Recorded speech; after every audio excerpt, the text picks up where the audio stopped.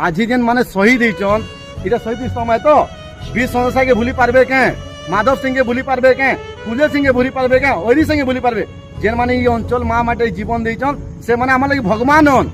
ताको लगी आज भारत आजाद होइछे हेले बट आज तक भी माधव सिंह रे गोटे मूर्ति नहीं पाला संबलपुर रे मुई रिक्वेस्ट करमी ओडिशा सरकार के कि माधव सिंह रे मूर्ति संबलपुर बना जाऊ जेतु संबलपुर माटी रे से जीवन देइतिले ई माटी रे ताकर फांसी हेतिला इंग्रेज माने शोषण करतिले हेतर के फांसी ल से जिनिस के पहचान बना जाऊ आज माँ माटी कांदुछे हमर जेतले माधव सिंह ओरी सिंह पूजन सिंह बोरी सिंह जेन माने जीवन देइतिन ई अंचल लागि से मानकु शोषण करा जाउछे आमे कौशलवासी गुटे रिक्वेस्ट कर ओडिशा सरकार के आपन को आमे धन्यवाद कहमु हम डेवलपमेंट करूछन बट हमर इतिहास के भी आके नहुन जे इतिहास आके नेले हमर छुआ पिला माने जानबे कि माटी इतिहास काने है इतिहास के लुकावा लोग की है